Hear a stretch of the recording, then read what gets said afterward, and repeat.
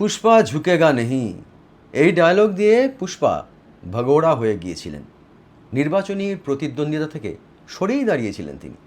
মানে ফলতার তৃণমূল প্রার্থী জাহাঙ্গীর খানের কথা বলছি, আপনারা তো নিশ্চয়ই বুঝে গিয়েছেন এতক্ষণে। ফলে ফলতায় বিজেপির জয়ের পূর্বাভাস অনেকেই দিয়েছিলেন। জয় যে বড় ব্যবধানে হতে চলেছে তা নিয়েও খুব একটা সংশয় ছিল না।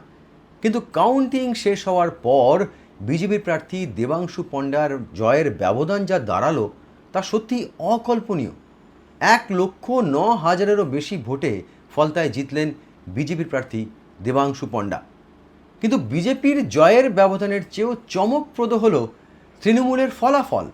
মাত্র 2 বছর আগে কুখ্যাত ডায়মন্ড হারবার মডেলে সওয়ার হয়ে অভিষেক বন্দ্যোপাধ্যায় যে ফলতা থেকে বিজেপিকে 1,68,000 ভোটে পিছনে ফেলেছিলেন, সেই ফলতাতেই এবার অভিষেকের দল তৃণমূল কংগ্রেস বিজেপির থেকে প্রায় 1,42,000 ভোটে পিছিয়ে পড়ল। ফলাফল বলছে যা ভোট পড়েছে তার 71% গিয়েছে বিজেপির ঝুলিতে। আরও ইন্টারেস্টিং তথ্য হচ্ছে 2024 সালে ফলতায় 1% ভোট পাওয়া সিপিআইএম উঠে এসেছে 19%, আর 2024 সালে 89% ভোট পাওয়া তৃণমূল নেমে এসেছে মাত্র 4%। পার্থক্যটা একবার ভেবে দেখার চেষ্টা করুন, 89% থেকে একেবারে 4%-এ। 2024 সালের লোকসভা নির্বাচনে ডায়মন্ড হারবারের ভোট এবং ফলাফল নিয়ে নানাবিধ প্রশ্ন উঠেছিল। অভিষেক বন্দ্যোপাধ্যায় জিতেছিলেন প্রায় 7,11,000 ভোটে। যথেচ্ছ বুথ দখল, ভোটারদের বুথে আসতে না দেওয়ার অভিযোগ চাপা পড়ে গিয়েছিল তৃণমূলের বিজয় রথের উড়িয়ে দেওয়া ধুলোয়। কিন্তু সেই চাপা ক্ষোভ যে ফলতার তথা ডায়মন্ড হারবারের মাটিতে ধিকি ধিকি করে জ্বলছিল তা স্পষ্ট হলো 24শে মে, আজ রবিবার, ফল প্রকাশের পর। তৃণমূল ক্ষমতা হারানোর পর ফলতার পুনর্নির্বাচনে সংখ্যালঘু ভোট কোন দিকে যাবে তা নিয়ে প্রশ্ন ছিল। বাম কংগ্রেসের নেতাদের বলতে শোনা গিয়েছিল যে তারা বলছিলেন যে তৃণমূলের যে অবস্থা তাতে করে এই দলটাই হয়তো কতদিন টেকবে তা নিয়ে প্রশ্নচিহ্ন রয়েছে, এবং সেটাই সবথেকে বড় প্রশ্ন। ফলে সংখ্যালঘু ভোট বাম কংগ্রেসের দিকে অবধারিত আসবে, কিন্তু সেটা যে এত দ্রুত হবে তা অনেকেরই কল্পনার মধ্যে ছিল না। সেদিক থেকে ফলতার ভোটে সিপিআইএমের 2 নম্বরে উঠে আসা ভোটের সমীকরণের দিক থেকে বেশ তাৎপর্যপূর্ণ। হতে পারে অভিষেক বন্দ্যোপাধ্যায়ের ঘরে ঢুকে পড়া বা জাহাঙ্গীরের লড়াই থেকে শেষ মুহূর্তে সরে যাওয়া এই পরিবর্তনকে ত্বরান্বিত করেছে।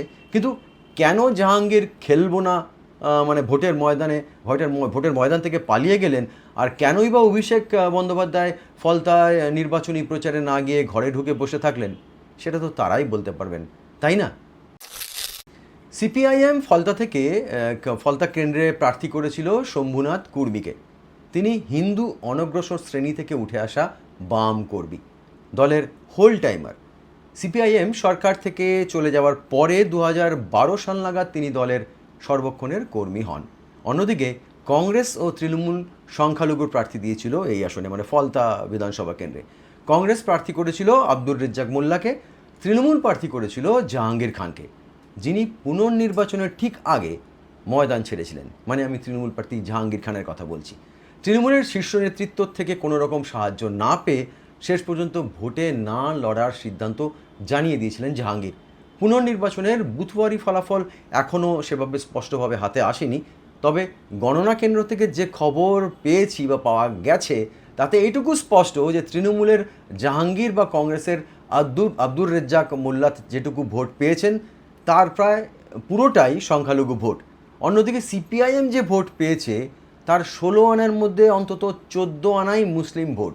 ফলে এই ফলাফল থেকে একটি বিষয় স্পষ্ট যে মুসলিম ভোট 3 ভাগে ভাগ হয়েছে, কিন্তু বেশিরভাগ সংখ্যালঘু ভোটার বিজেপির বিকল্প হিসাবে আস্থা রেখেছেন সিপিআইএমের প্রতি। তবে এও ঠিক যে তৃণমূল যদি রণে ভঙ্গ না দিত তাহলে সংখ্যালঘু ভোট বিপুল পরিমাণে সিপিআইএমের দিকে চলে যেত কিনা তা নিয়ে সংশয় থেকেই যাচ্ছে। কিন্তু অভিষেক বন্দ্যোপাধ্যায়ের ডায়মন্ড হারবার মডেল যে ডাহা ফেল করেছে তা নিয়ে কিন্তু কোনো সংশয় নেই। ফলতার পুনর্নির্বাচনের ফলাফল অন্তত চোখে আঙুল দিয়ে সেটা দেখিয়ে দিয়ে গেল। আজ এই পর্যন্তই। আবার ফিরে আসবো বিটুইন দ্য লাইন্স উইথ চিনুতে এইরকমই কোনো গুরুত্বপূর্ণ খবরের চুলচেরা বিশ্লেষণ নিয়ে। সঙ্গে থাকুন। নমস্কার।